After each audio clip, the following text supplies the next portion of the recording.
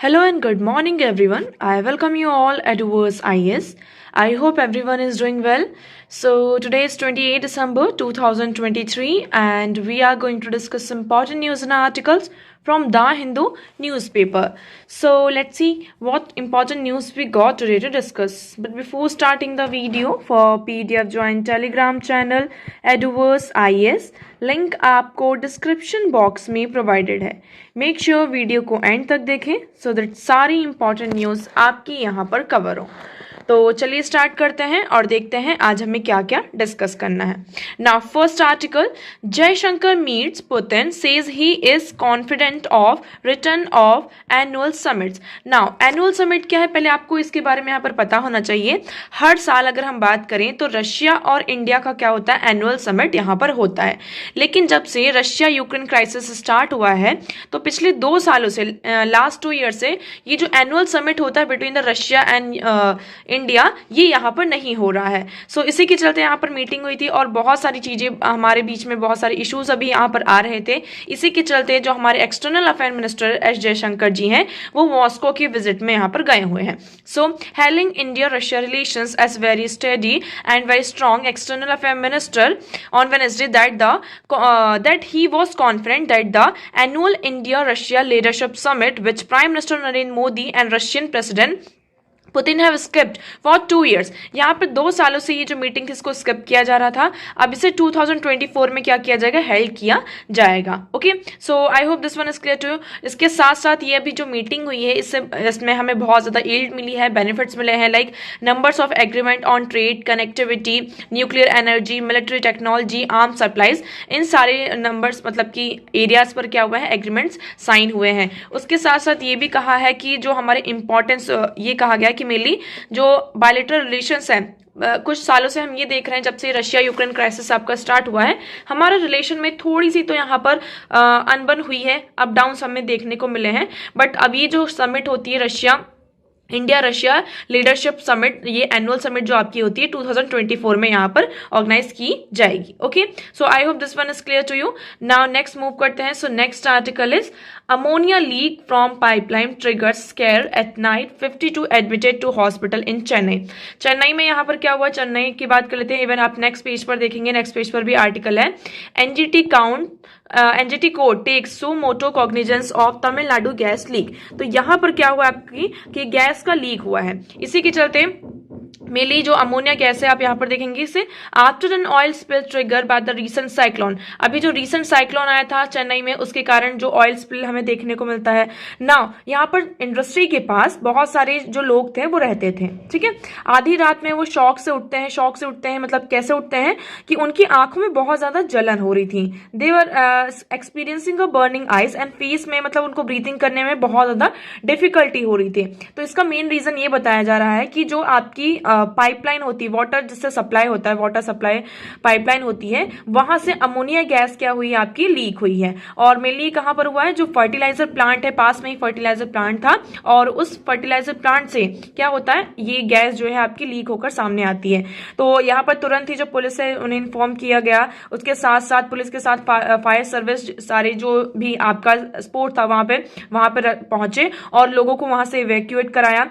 52 लोगों को यहाँ पर हॉस्पिटलाइज कराया गया और जितने भी बचे हुए लोग थे, हंड्रेड्स ऑफ रेजिडेंट को यहाँ पर सेफर प्लेस में मूव किया गया. इसके चलते वहां की गवर्नमेंट ने क्या किया, तमिलनाडु की गवर्नमेंट ने तुरंत ये ऑर्डर दिया कि ये जो आपका कोरोमंडल इंटरनेशनल लिमिटेड, ये एक फर्टिलाइजर प्लांट है, इसे यहाँ पे शट डाउन करने का आपका ऑर्डर दिया है. ओके, सो ये कब तक शट डाउन रहेगा ये हमें नहीं पता है. फर्दर इसमें क्या एक्शन लिए जाएंगे हमें इसमें बताया जाएगा. Okay, so I hope this one is clear to you. Even though NGT, हम जो नेशनल ग्रीन ट्रिब्यूनल की बात कर रहे हैं, उन्होंने भी सू मोटो कॉग्निजेंस एक्शन लेने की बात की कि तमिलनाडु में ऐसा गैस लीक हुआ कैसे, इसकी पूरी रिपोर्ट उन्होंने मांगी. So the statutory body ask state pollution control board to file a report on the incident that took place at the fertilizer manufacturing unit in Ennore on Tuesday. Case listed for hearing on 2nd of January. 2nd of January को इस case की listing की गई है, इसमें hearing की जाएगी. अब फर्दर हम देखते हैं हमारे सामने क्या निकल कर आता है. ओके, चलिए अब आगे बढ़ते हैं और डिस्कस करते हैं हमारे कुछ क्वेश्चन. तो आज का हमारा पहला क्वेश्चन है, consider the following statements regarding North Atlantic Treaty Organization. आप लोगों ने नाटो के बारे में बहुत ही अच्छे से पढ़ा होगा और ये कंटिन्यूसली आपका न्यूज में बना ही हुआ हुआ है। तो ये जो टॉपिक है नाटो आपका ये इंपॉर्टेंट हो जाता है। अब इसके रिगार्डिंग में आपके पास 3 स्टेटमेंट्स हैं एंड आपको ये बताना है कि कितनी स्टेटमेंट्स यहाँ पर करेक्ट है। मैं बार बार आपको यहाँ पर रिमाइंड करवा रही हूँ कि हमें ये नहीं बताना है कि कौन सी स्टेटमेंट करेक्ट है और कौन सी इनकरेक्ट है। अब हमारे पास ये ऑप्शन नहीं आता है। You have to just remember this. आपको इसी तरीके से यहाँ पर क्वेश्चंस को सॉल्व करना है कि पहले हमें फॉर एग्जांपल एक स्टेटमेंट के बारे में पता होता था कि ये जो सेकंड स्टेटमेंट है for example it is a wrong, okay कि जो सेकंड स्टेटमेंट है वो कैसी है, आपकी गलत है। तो अगर किसी भी ऑप्शन में सेकंड स्टेटमेंट आ जाता था तो हम एलिमिनेशन मेथड का यूज करके क्या करते थे, उसे एलिमिनेट कर देते थे। थोड़ा सा हमारे लिए इजी हो जाता था, या फिर हमारे पास 2 ऑप्शन बच जाते थे, हम किसी भी तरीके से उसको सॉल्व कर लेते थे। लेकिन अब हमारे पास तीनों स्टेटमेंट्स के बारे में करेक्ट इन्फॉर्मेशन होनी चाहिए। अब हमें ये बताना है कि इसमें से कितनी स्टेटमेंट्स आपकी करेक्ट हैं और कितनी इनकरेक्ट है। हमें नंबर ऑफ स्टेटमेंट्स बताने हैं, ना कि विच स्टेटमेंट। ओके, तो हम पहले स्टेटमेंट की बात करते हैं। So NATO was set up soon after world war 1 with the express purpose of containing the Soviet Union. इसमें ये कहा जा रहा है कि NATO was set up soon after the world war 1। जब आपका वर्ल्ड वॉर 1 यहाँ पर खत्म होता है उसके तुरंत बाद ही क्या होता है, आपका नाटो को सेटअप किया जाता है। तो क्या ये स्टेटमेंट आपका करेक्ट हो जाता है? Now second is any new applicant has to be approved by more than half of the existing members of the alliance. इसमें ये कहा जा रहा है कि अगर किसी भी न्यू एप्लीकेंट को इसको ज्वाइन करना है, नाटो को ज्वाइन करना है, तो मोर than half of the existing member of the alliance का क्या चाहिए होगा, इसमें अप्रूवल चाहिए होगा। फॉर एग्जांपल इस नाटो मेंबर में आपके 100 मेंबर्स हैं, इस ऑर्गेनाइजेशन में 100 मेंबर्स हैं। अब यहाँ पर एक नया जो नेशन है उसको ज्वाइन करना चाहता है, तो इसमें 50 प्लस हम बात करें, जो 50 प्लस मेंबर्स हैं इस चीज को अप्रूव करें कि हाँ आप इसको ज्वाइन कर सकते हैं। तो क्या ये स्टेटमेंट आपका करेक्ट हो जाता है? Now third, as per the treaty every member has to defend any one member being attack. इसमें ये कहा जा रहा है कि फॉर एग्जांपल इस ऑर्गेनाइजेशन में आपके 100 मेंबर्स हैं और इस 100 मेंबर्स में से किसी एक मेंबर के ऊपर भी अगर अटैक होता है तो जो 99 मेंबर्स हैं वो भी क्या करेंगे, इसका सपोर्ट करेंगे, है ना। जिसने इसके ऊपर अटैक किया है तो वो इस 1 मेंबर्स के साथ यहाँ पर हमेशा रहेंगे। तो इसमें से कितने स्टेटमेंट आपके करेक्ट हैं, कितने इनकरेक्ट हैं, यह आप लोगों को कमेंट सेक्शन में कमेंट करके बताना है। सेकंड क्वेश्चन की बात करते हैं। Consider the following statements regarding money bill. हमने मनी बिल के बारे में पढ़ा है, बहुत अच्छे से पढ़ा है, आर्टिकल 110। ओके, नाउ आपको ये बताना है article 110 of the constitution deals with the money bill.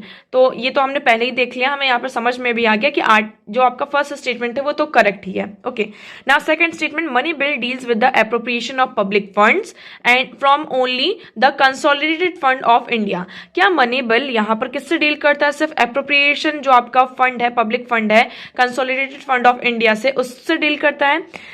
Next one is the union budget can not be considered as a money bill. क्या हम यूनियन बजट को, हमारा जो यूनियन बजट आता है उसे हम मनी बिल कंसिडर नहीं करते हैं? तो उसमें से कितने स्टेटमेंट आपके करेक्ट हैं, कितने इनकरेक्ट हैं, ये आप लोग को कमेंट सेक्शन में कमेंट करके बताना है। ओके, एज ऑलवेज वीडियो के एंड में आपको दोनों क्वेश्चंस के आंसर दिए जाएंगे, सो मेक श्योर वीडियो को एंड तक जरूर देखें। चलिए आगे बढ़ते हैं, नेक्स्ट डिस्कस करते हैं। हमारा आज का नेक्स्ट आर्टिकल है growth chart WHO standards versus India crafted. अब देखिए यहाँ पर थोड़ी बात की जा रही है किसकी, ग्रोथ चार्ट की। ग्रोथ की मतलब कि हम ग्रोथ की बात करते हैं, हमारे कुछ स्टैंडर्ड्स अलग हैं और WHO के जो स्टैंडर्ड्स होते हैं, फॉर एग्जांपल हम बात करते हैं कि इंडिया में स्टंटिंग के केसेस कितने हैं, है ना, इंडिया में वेस्टिंग के केसेस यहाँ पर कितने हैं, कितने नंबर ऑफ यहाँ पर केसेस निकल कर आते हैं, हम किस पैरामीटर पर यहाँ पर मतलब कि ये डिफाइन करते हैं कि यहाँ पर 55% केसेस हैं या फिर 60% केसेस हैं, और WHO के यहाँ पर क्या स्टैंडर्ड्स हैं, क्या पैरामीटर्स हैं, उस बेसिस पर वहाँ पर ये डेटा जनरेट किया जाता है। तो इस पूरे आर्टिकल में WHO के जो स्टैंडर्ड्स हैं और इंडिया के जो क्राफ्टेड स्टैंडर्ड्स हैं उसके बारे में बातचीत की गई है। सो यहाँ पर हम पहले इसका इंट्रो देखते हैं। High level of child undernutrition have been persistent problem in India. Okay, जो आपका चाइल्ड अंडर न्यूट्रिशन है, ये जो प्रॉब्लम है इंडिया में बहुत ही ज्यादा परसिस्टेंट है, इसको हम डिनाई नहीं कर सकते हैं। Okay, so we'll recognise that the determinants of undernutrition are multiple and include food intake, dietary diversity, health, sanitation, women's status and overarching context of poverty. तो इसका मेन रीजन क्या है? Main reason इसमें आप include कर सकते हैं आपका फूड इंटेक, कि आप कैसा खाना यहाँ पर खा रहे हैं, आपकी डाइट डाइवर्सिटी कैसी है, क्या सिर्फ आप डेली दाल चावल रोटी सब्जी खाते हैं या फिर आप उसमें कुछ फूड जो है वेजिटेबल्स को आप चेंज करते हैं, या फिर आप मिलेट्स का यूज करते हैं, अदर पल्सेस हैं उसको चेंज करते हैं या नहीं करते हैं। सो डाइटरी डाइवर्सिटी आपकी कितनी है, आपके टेबल में। हेल्थ की बात करते हैं, सैनिटेशन भी आपका बहुत इंपॉर्टेंट रोल प्ले करता है।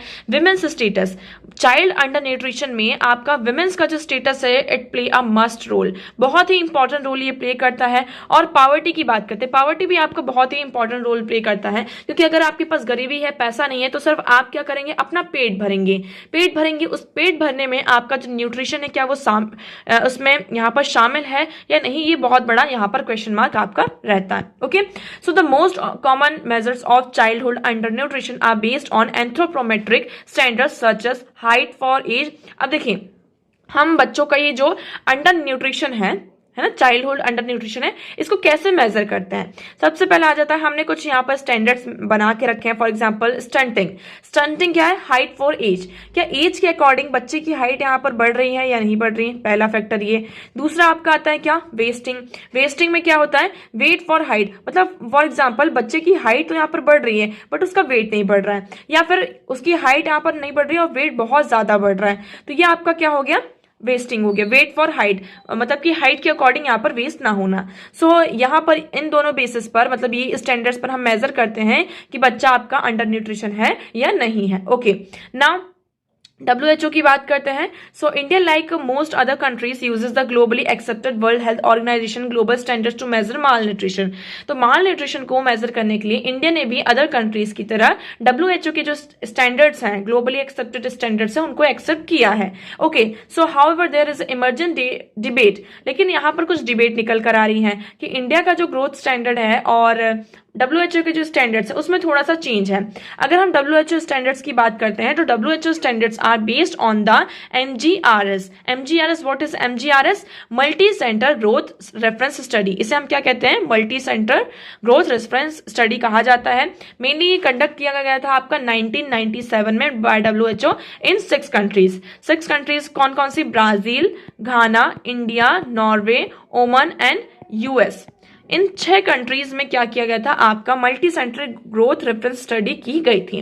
अब इसका मेन पर्पस ये था कि हमें ये देखना है, पैटर्न ऑफ ग्रोथ देखनी है कि किस कंट्रीज में जो ग्रोथ का पैटर्न है फ्रॉम बर्थ टू 5 ईयर्स, मतलब बच्चा जब पैदा हुआ है आपका और उसके 5 ईयर्स तक उनका ग्रोथ का पैटर्न कैसा रहा, और हमें यहाँ पर जो भी बच्चा है कि उसको क्या क्या डेफिशिएंसीज यहाँ पर वो फेस कर रहा है। Okay, so the reference that previously used WHO national stand for health static reference were based on children only from the US। पहले यहाँ पर जो WHO का मेजरमेंट था, रेफरेंस था, वो कैसा था, national centre for health static reference था, मतलब सिर्फ जो US में मेनली यहाँ पर बच्चों की स्टडी की जाती थी और उस बेसिस पर यहाँ पर डेटा निकाला जाता था। लेकिन हमने इसे फिर थोड़ा डाइवर्सिफाई किया और MGRS का जो एक पर्सपेक्टिव यहाँ पे अप्रोच है, तो उसमें हमने कुछ स्टैंडर्ड्स को सेट किया कि बच्चे को, मतलब अगर एक हेल्दी इन्वायरमेंट मिलता है तो उसकी ग्रोथ यहाँ पर कैसे होगी। अगर उसे एक हेल्दी इन्वायरमेंट नहीं मिलता है, जो प्रॉपर डाइट है, न्यूट्रिशन यहाँ पर नहीं मिलते, तो उस बच्चे की यहाँ पर ग्रोथ कैसे होगी। तो अभी हम यहाँ पर एक सैंपल, हम इंडिया की बात करते हैं।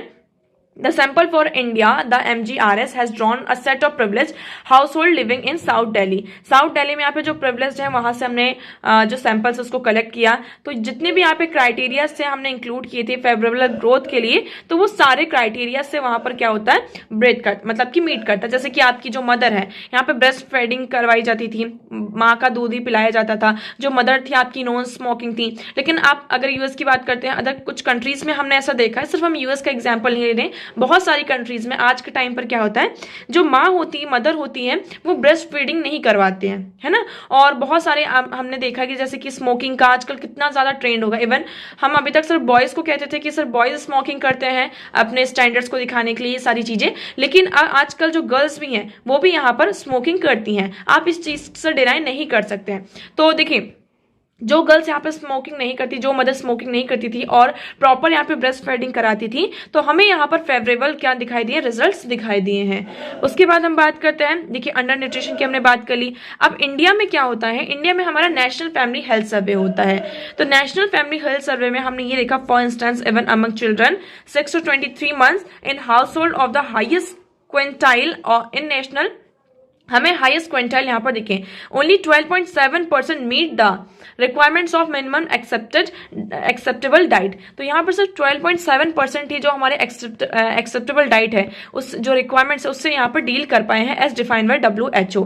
सो MGRS के सैंपल्स यहाँ पर completely more than 15 years on education. यहाँ पर जो MGRS के जो सैंपल्स है हमने उसमें टोटल 15 सालों तक स्टडी की, उसके बाद यहाँ पर पता चला। लेकिन 54.7% of women in national family health survey 5 had completed 12 year और मोर ईयर्स ऑफ स्कूलिंग। अब देखिए सेकंड फैक्टर ये भी आ जाता है, क्या आपकी मदर एजुकेटेड है। यहाँ पर अगर मदर एजुकेटेड है तो इसका भी बहुत बड़ा आपका इम्पैक्ट पड़ता है बच्चों के न्यूट्रिशन में, है ना। कि अगर आपकी मदर यहाँ पे एजुकेटेड है तो उसको यहाँ पर पता होगा कि प्रेगनेंसी के टाइम पर उन्हें कैसा अपना ध्यान रखना है, क्या क्या चीज़ें यहाँ पर अपनी डाइट में इंक्लूड करनी है, आफ्टर डिलीवरी यहाँ पे पोस्ट डिलीवरी के बाद में बच्चे को क्या क्या न्यूट्रिशन यहाँ पे प्रोवाइड करना चाहिए या नहीं। तो देखिए अगर हम बात करें किसकी, ये जो हमारा नेशनल फैमिली हेल्थ सर्वे 5 है, इसमें ये कहा गया है कि 54.7% ऑफ वुमेन जो है उन्होंने 12 ईयर्स तक की जो स्टडीज है उसको कंप्लीट की है और स्कूलिंग यहाँ पर की है। तो ये थोड़ा सा कंपेरिजन हमारे पास निकल कर आता है। फिर नेक्स्ट इसमें ये फैक्टर निकाला जाता है कि आपकी जो जेनेटिक ग्रोथ है ये भी एक थोड़ा सा कंसर्न आ जाता है। फॉर एग्जाम्पल कई बार हमने ये देखा है कि बच्चे की हाइट नहीं बढ़ रही, तो यहाँ पर आप मदर की हाइट देखेंगे तो मदर की हाइट भी इतनी ज़्यादा नहीं है, या फिर फादर में उसकी फैमिली में आप देखेंगे उनकी हाइट यहाँ पर नहीं है, इस कारण बच्चे की हाइट यहाँ पर कम रह सकती है। तो ये जो आपका जेनेटिक ग्रोथ है, जेनेटिक फैक्टर है, इसको भी हम डिनाई नहीं कर सकते हैं। सो ये जो MGRS के स्टैंडर्ड्स हैं इसमें थोड़ा सा ये हमें इशू बनता हुआ नजर आ रहा है, क्योंकि another important set of issue with regarding the using of MGRS standard is the difference in genetic growth potential of Indians with respect to other and influence of maternal heights on child growth. तो अगर हम other countries के comparison में देखते हैं तो India में जो है हाइट डिफरेंस और अदर कंट्रीज का देखते हैं तो यहाँ पर there is a high difference, यहाँ पे बहुत ज्यादा हाई डिफरेंस, मतलब जेनेटिकली हम यहाँ पर देखते हैं तो प्रॉब्लम है। इसलिए यहाँ पे जो MGRS में स्टैंडर्ड सेट किए गए तो ये एक सबसे बड़ा इशू यहाँ पर आ जाता है। ओके, सो ये हमने डिस्कस किया। नाउ नेक्स्ट हम बात करते हैं। सो another serious concern is related to inappropriately high standard leading to a misdiagnosis of the situation। यहाँ पर सिचुएशन भी यहाँ पर बहुत ज्यादा आपका मिसक्लैरिफाइड होती है ना। चिल्ड्रन के लिए अंडर द गवर्नमेंट क्या है वेरियस प्रोग्राम्स होते हैं, जैसे कि आपका मिड डे मील स्कीम है। मिड डे मील स्कीम में हम क्या करते हैं, जितने भी आपके सप्लीमेंट्री है न्यूट्रिशन है वो आंगनबाड़ी में यहाँ पे प्रोवाइड किया जाता है, जिससे कि जो पुअर लोग हैं, मतलब जिनके पास वो न्यूट्रिशन को पूरी तरीके से यहाँ पर नहीं ले सकते हैं, तो मिड डे मील स्कीम के थ्रू हम क्या करेंगे, उन्हें प्रॉपर न्यूट्रिशन और जो भी आपके सप्लीमेंट्स है वो प्रोवाइड किया जाएगा। ओके, लेकिन इसके साथ साथ हमें दूसरी चीज भी ध्यान रखनी होगी। कौन सी दूसरी चीज, कि हमारी जो स्कीम है उसमें यहाँ पे क्वालिटी होनी चाहिए, क्वालिटी ऑफ मील्स होनी चाहिए। यहाँ पर हमें जो सीरियल हैवी है, और जैसे कि हमने बात की थी कि जो आपका फूड डिस्ट्रीब्यूशन सिस्टम है उसमें हम एग और जो पल्सेस हैं पब्लिक डिस्ट्रीब्यूशन सिस्टम में, इसको यहाँ पर इंक्लूड करेंगे बच्चों के खाने में, जिससे क्या हो उन्हें हर तरीके का न्यूट्रिशन यहाँ पर मिल सके। लेकिन इस पर हमें जल्द से जल्द काम करने की जरूरत है। उसके साथ साथ इसके बच्चों को इंप्रूविंग डाइट के साथ साथ जो मल्टीपल इंटरवेंशंस है like better sanitation, access to health care, child care services and so on are required for better nutrition outcome. तो अगर हमें बेटर न्यूट्रिशन आउटकम चाहिए तो सिर्फ हमें डाइट्स को इंप्रूव नहीं करना, उसके साथ साथ हमें एक बेटर सैनिटेशन, हेल्थ केयर और चाइल्ड केयर सर्विस की भी यहाँ पर रिक्वायरमेंट है। Okay, so there is also no doubt that there are also many gaps to fill more digital determinants of stunting mainly livelihood of and poverty, access to education and women's empowerment. तो देखिए यहाँ पर बहुत सारे gaps हैं जिन्हें हमें fill करना है। फॉर एग्जांपल हम स्टनिंग की बात करते हैं, मेनली यहाँ पे जो लाइवलीहुड एंड पॉवर्टी की बात करते हैं, यहाँ पर प्रॉपर एक्सेस ऑफ एजुकेशन और वुमेन एम्पावरमेंट, इन सब के साथ ही हम क्या इंश्योर कर सकते हैं, हमारा जो मतलब ग्रोथ चार्ट है इसको हम एक प्रॉपर वे में इंश्योर कर सकते हैं। सो ICMR का जो हमारा रिकमेंडेशन यहाँ पर यह आता है, तो Indian council of medical research ने एक कमेटी को कॉन्स्टिट्यूट किया है विथ रेफरेंस टू, मतलब की जो ग्रोथ रेफरेंस है इसको रिवाइज करने के लिए। So the report, it has been reported that this committee has recommended a detailed rigorous study। यहाँ पर पूरी जो एक rigorous study आपकी की गई है, कंट्री को पूरा एग्जामिन किया गया है कि कंट्री में बच्चों की चाइल्ड ग्रोथ कैसी है, और इस तरीके से हमने पूरा एक नेशनल चाइल्ड ग्रोथ चार्ट यहाँ पर प्रिपेयर किया है।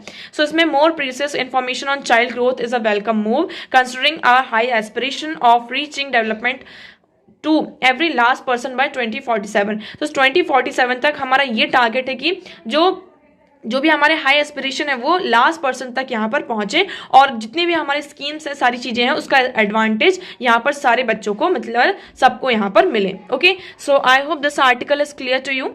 नाउ नेक्स्ट मूव करते हैं। So next article is the quest for happiness in the Viksit Bharat Odissi. अब देखिए इस आर्टिकल का अगर हम क्रक्स बताएं, जो अगर ब्रीफ में अगर आप समझें, जो इसका पूरा आप कह सकते हैं कि जो समरी है इस आर्टिकल की, उसको हम देखें, हमारा मेन टारगेट क्या है कि हमें 2047 तक एक डेवलप नेशन बनना है। और हम बहुत ही तेजी से यहाँ पर जिस पेस से हम यहाँ पर चल रहे हैं, तो हमारा मतलब कि ये है कि हम 2047 तक इंडिया एक डेवलप कंट्री आपकी बन जाएगी, है ना। India will be a develop country bye 2047। Okay, लेकिन सिर्फ क्या डेवलपमेंट ही हमारा मतलब कि टारगेट है, एम है? डेवलपमेंट के साथ साथ आपकी एक चीज आ जाती है, क्या? Happiness.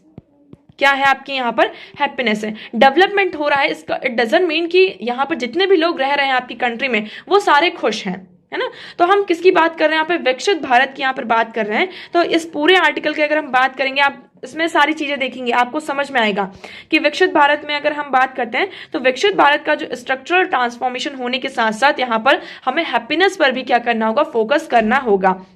So the aspect including in विकसित Bharat are structural transformation, organizing labor market, यहाँ पर जो हमारा लेबर मार्केट है उसे ऑर्गेनाइज करना होगा, इंक्रीजिंग कॉम्पिटिटिवनेस, हमें यहाँ पे कॉम्पिटिटिवनेस को इंक्रीज कर रहे हैं, फाइनेंशियल इंप्रूविंग, सोशल इंक्लूजन हो रहा है, गवर्नेंस यहाँ पर रिफॉर्म हो रहा है आपका, seizing opportunity in the green revolution, हम यहाँ पर ग्रीन रेवोल्यूशन की तरह सारी जितनी भी अपॉर्चुनिटीज है उसे सीज कर रहे हैं। उसके साथ साथ हमारा ये एस्पिरेशन है, क्लेम है कि हम वर्ल्ड की लार्जेस्ट इकोनॉमी यहाँ पर बनकर दिखाएंगे, हमारा ये एम्बिशन है। एंड बाय 2047 तक we are aspire to be become a developed country. अब देखिए यहाँ पर हम डेवलपमेंट की बात कर रहे हैं, मॉडर्निटी की बात कर रहे हैं, प्रोग्रेस की बात कर रहे हैं, तो क्या इस हमारे मॉडल में हैप्पीनेस को इंक्लूड किया गया है या नहीं इंक्लूड किया गया है? So happiness has become a goal. आज के टाइम पर हैप्पीनेस क्या बन चुका है? हमारा गोल बन चुका है। सो इंस्टेड ऑफ विकसित Bharat the theme ought to be happy India developed India. इसमें ये कहा रहा है जो विकसित भारत की तरह विकसित भारत के प्लेस पर हमारा यहाँ पर जो थीम होना चाहिए वो क्या होना चाहिए था? Happy India developed India. Happy India मतलब कि खुशहाल भारत और विकसित भारत। यहाँ पर आपका जो थीम क्या होना चाहिए था? Happy India and developed India. So happiness ought to be the central pursuit of in this journey. Happiness हमारे यहाँ पर मेन प्रायोरिटी होनी चाहिए। So without achieving happiness development has no meaning. अगर आप खुश ही नहीं है तो आपके डेवलपमेंट का यहाँ पर क्या फायदा? आपके पास आप करोड़ों रुपए हैं फॉर एग्जांपल, लेकिन आप उस करोड़ों रुपए से भी खुश नहीं है, तो आपके वो करोड़ों रुपीस होने का भी कोई फायदा नहीं है। सो यहाँ पर यह है कि हम देखते हैं कि बहुत सारे रिच नेशंस हैं लेकिन दे आर नॉट हैप्पी। यहाँ पे बहुत सारे आपके डेवलप्ड नेशन है, आयरनिकली हम ये बात कर रहे हैं। So nations are developed but they are not, the people of that country are not happy. GDP यहाँ पर हम जो वेल्दी नेशंस हैं उनका पर कैपिटा आप देखेंगे यहाँ पर बहुत अच्छे से परफॉर्म कर रहा है, but people are not happy.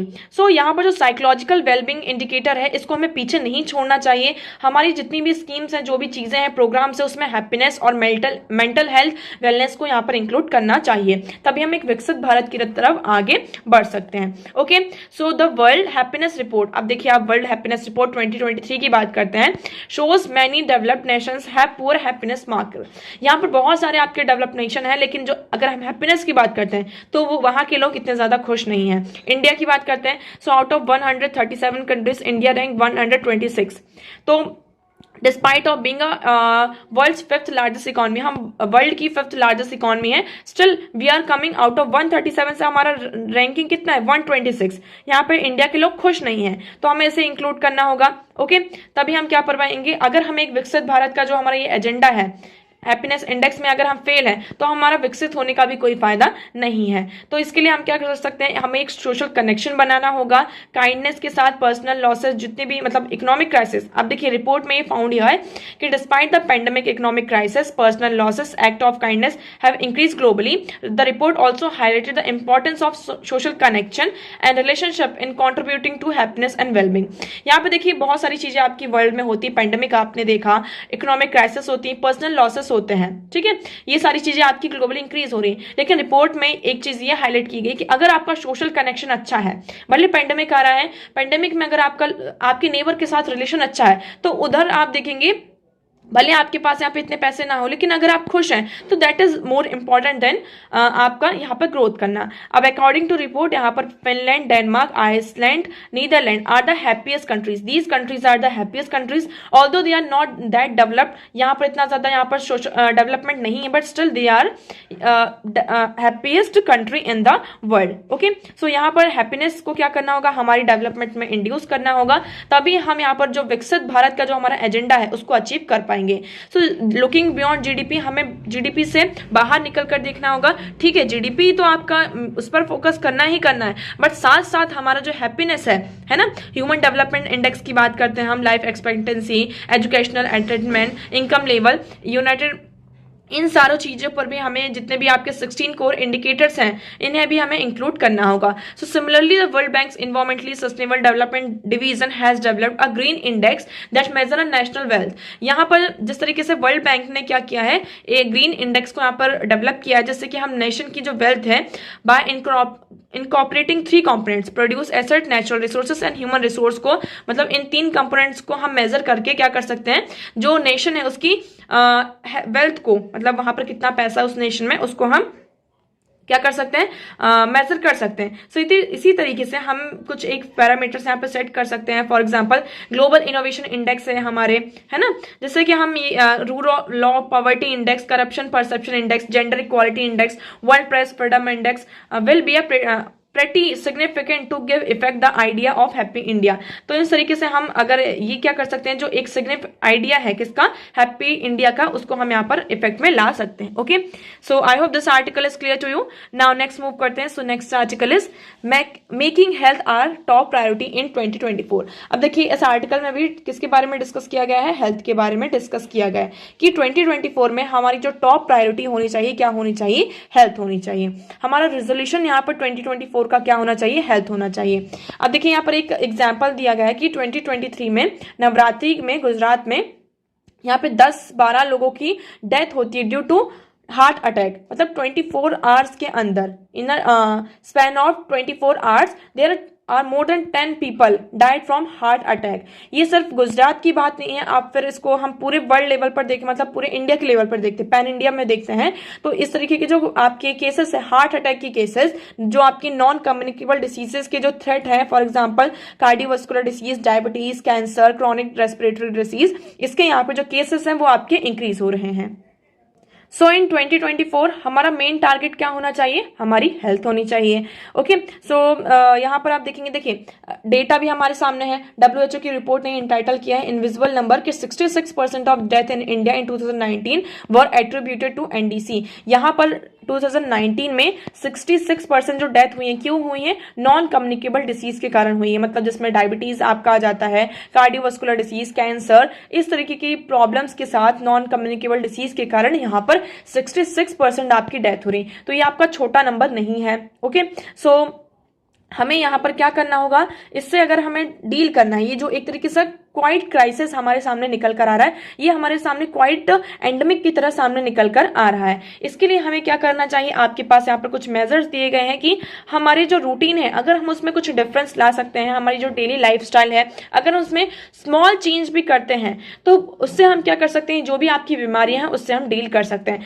पहला आपका यहाँ पर दिखाया गया कि हमारी बॉडी में नेचुरल मूवमेंट होना चाहिए। हमारी डेली लाइफ में एटलीस्ट 30 मिनट तक आपको क्या करना चाहिए, वॉक करना चाहिए। Okay, so just 30 minutes every day can increase cardiovascular fitness, strengthen our bones, reduce excess body fat and boost muscle power। तो इससे अगर हम 30 मिनट डेली का क्या करते हैं, वॉक के लिए जाते हैं, इससे आपकी कार्डियोवास्कुलर फिटनेस इंक्रीज होगी, आपकी जो बोन्स है वो स्ट्रेंथन होगी, आपका जो बॉडी फैट है वो रिड्यूस होगा, आपकी जो मसल पावर है वो यहाँ पर बूस्ट होगी। सेकंड, इसमें ये कहा जा रहा है कि आप फास्ट फूड को, मतलब slow food over the fast food, हमें यहाँ पे फास्ट फूड नहीं, हमें आप थोड़ा थोड़ा खाइए और अच्छा खाना खाइए, है ना। आपके जो इंग्रेडिएंट्स होने चाहिए, आपका जो फूड प्लेट होती है उसमें आपके न्यूट्रिएंट्स यहाँ पर प्रेजेंट होने चाहिए।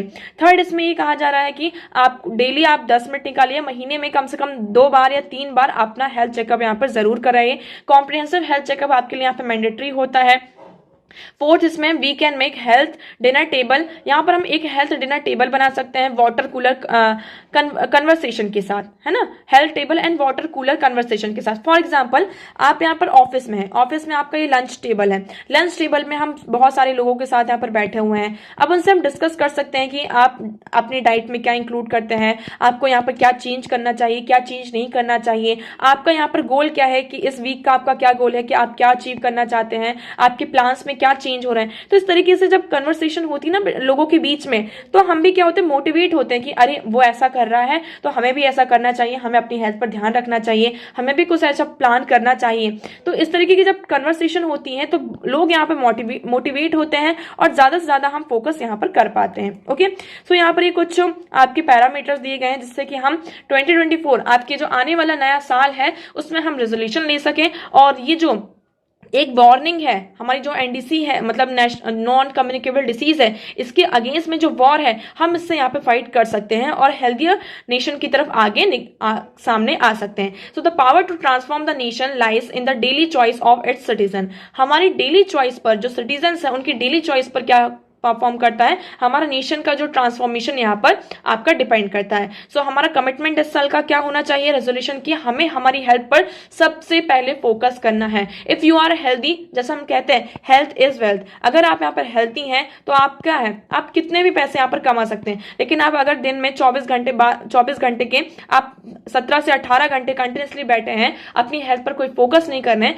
तो उससे कमाए हुए पैसे का आपका कोई भी मतलब यहाँ पर नहीं है। एट द एंड सारे पैसे आपके कहाँ लगने हैं, आपकी हेल्थ में लगने हैं। सो इससे बेटर है कि हम पहले ही अपनी हेल्थ पर इन्वेस्ट कर लें, है ना। So I hope this one is clear to you. Now next move करते हैं। So next article is will SLIM revolutionalise lunar landings. अब यहाँ पर जापान की बात करते हैं। Japan smart lander for investigating moon, ये यहाँ पर 25 दिसंबर को क्या हुआ, आपका लैंड हुआ है। सो अब यहाँ पर देखेंगे Japan SLIM smart lander for investigating moon spacecraft enter lunar orbit. यहाँ पर मतलब जो स्पेसक्राफ्ट है 25 दिसंबर को लूनार ऑर्बिट में यहाँ पे एंटर कर चुका है। जैसे इंडिया का चंद्रयान 3 मिशन था, उसी तरीके से ये जापान का आपका SLI मिशन है। So aiming for moon landing on January 19 को इनका मून लैंडिंग का यहाँ पर एम है। Potentially making Japan the 5th country to soft land on a craft of the moon. अगर यहाँ पे इसकी सॉफ्ट लैंडिंग हो जाती है, मतलब इसकी लैंडिंग इस स्पेस क्राफ्ट की हो जाती है, so Japan will become a 5th country to soft land a craft on the moon. Japan यहाँ पर क्या बन जाएगा, आपकी 5th कंट्री यहाँ पर बन जाएगा। ओके, अब थोड़ी सी हम इसके बारे में बात करें। इसका जो वेट है वो 590 kg एट लॉन्च है, सिग्निफिकेंटली यहाँ पर था। ये लाइटर है, आपका जो चंद्रयान 3 था उससे बहुत ही ज्यादा लाइट है। आपका चंद्रयान 3 कितना था, 3900 kg था, और ये सिर्फ 590 kg है। Emphasizing fuel efficiency carrying fewer instruments, इसके जो इंस्ट्रूमेंट्स है बहुत ही कम है। ओके, इसमें जो फ्यूल 30 रूट्स यहाँ पर इसकी जो जर्नी है अब इसमें यूटिलाइज किया जा रहा है। अब देखिए फर्दर, देखिए अभी ये सिर्फ आपके लिए इतना याद रखना है कि जापान का भी एक ये मून मिशन है, इसका नाम क्या है, SLIM smart lander for investigating moon, ये आपका स्पेस क्राफ्ट है। अब फर्दर इसमें अभी देखिए जब लैंडिंग हो जाएगी नहीं होगी इसके बारे में हमें फिर पता चलेगा। ओके, चलिए आगे बढ़ते हैं, नेक्स्ट मूव करते हैं। So next one is only 23 crore covid booster doses provided. यहां पर अगर हम बात करते हैं इंडिया में अभी थोड़े से हमें क्या दिखाई दिए थे, कोविड के जो केसेस थे वो यहाँ पर बढ़ते हुए नजर आ रहे हैं। सिंगल डे में यहाँ पे 529 वायरस इंडिया में केसेस सामने हमें दिखाई दिए हैं। JN.1 कोविड के केसेस यहाँ पर स्पाइक पर हैं।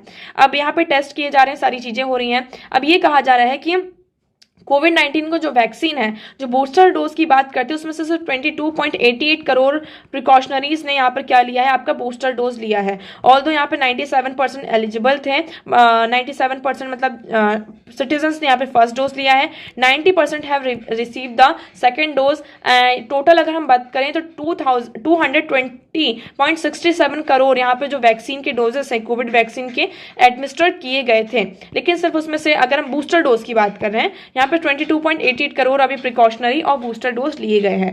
अभी यहाँ पर जो एक केसेस आ रहे हैं कोविड के यहाँ पे थोड़े स्पाइक में हैं, तो इंडिया ने यहाँ पे लॉन्च किया है फिर से। इंडिया ने कोविड-19 जो वैक्सीन प्रोग्राम था तो जनवरी 16, 2021 में यहाँ पे लॉन्च किया था, और ये हमारा जो वैक्सीन प्रोग्राम था वो सक्सेसफुल भी बहुत ज्यादा रहा है। ओके, सो अभी हम फर्दर देखते हैं यहाँ पर अंडर द नेशनल कोविड-19 vaccination programme 3 vaccine, Covaxin, manufacture यहाँ पे की गई थी Bharat biotech international limited. Covishield ये आपका जो सीरम इंस्टीट्यूट ऑफ इंडिया इसके द्वारा, and Covax manufactured by biology E have been made available. तो यहाँ पर इस प्रोग्राम के अंदर आपको ये याद रखना है कि कोविड-19 जो वैक्सीनेशन प्रोग्राम था, इसके अंदर कितनी वैक्सीन थी? 3 वैक्सीन थी, है ना। कौन कौन सी? कोविशील्ड आपकी यहाँ पर पहली कौन सी थी? कोविशील्ड। उसके बाद हम बात करते हैं किसकी? कोवैक्सीन। एंड आपकी लास्ट वन थी कॉर्बेक्स। ये किसके द्वारा?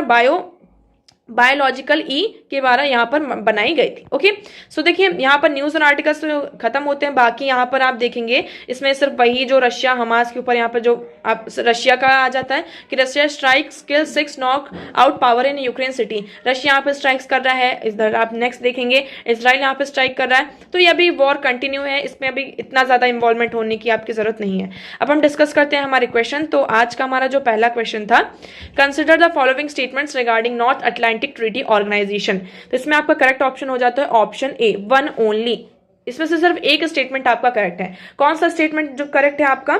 सो ओनली 3, मतलब कि ये as per the treaty every member has to defend any one member being attack. तो आपका जो थर्ड स्टेटमेंट है वो सिर्फ यहाँ पर करेक्ट हो जाता है। एक्सप्लेनेशन आप देखेंगे तो जो नाटो है आपका वर्ल्ड वॉर सेकेंड के द्वारा यहाँ पर सेटअप किया गया था, और Any new applicant has to be approved by all existing member of the alliance। यहाँ पर देखिए इसमें क्या है, half of the member, half नहीं, इसमें जितने भी मेंबर्स हैं सभी क्या करें, उसे एक्सेप्ट करेंगे कोई न्यू मेंबर अगर आ रहा है। और ये कब सेटअप हुआ था? वर्ल्ड वॉर सेकेंड के बाद, ना कि फर्स्ट। ओके, सेकंड क्वेश्चन की बात करते हैं। इसमें सेकंड क्वेश्चन में भी आपका जो राइट ऑप्शन है ओनली वन। आपका जो फर्स्ट वाला है article 100 of the constitution of India deals with the money bill, आपका सेकंड एंड थर्ड स्टेटमेंट यहाँ पर इनकरेक्ट हो जाता है। ओके, सो आई होप आपको यहाँ पर सारी चीजें क्लियर हैं। अब आपको इस एनालिसिस की पीडीएफ कहाँ मिलेगी? एडुवर्स आईएएस, ये टेलीग्राम चैनल है। आप इस टेलीग्राम चैनल को यहाँ पर ज्वाइन करें और यहाँ पर आपको पीडीएफ दी जाएगी। ओके, सो आज का वीडियो कैसा लगा एक बार कॉमेंट सेक्शन में जरूर बताएगा। अगर वीडियो पसंद आया हो तो उसे लाइक करना, सब्सक्राइब करना, एक कमेंट करना ना भूलें। तो आज के लिए इतना ही। Thank you so much for discussion.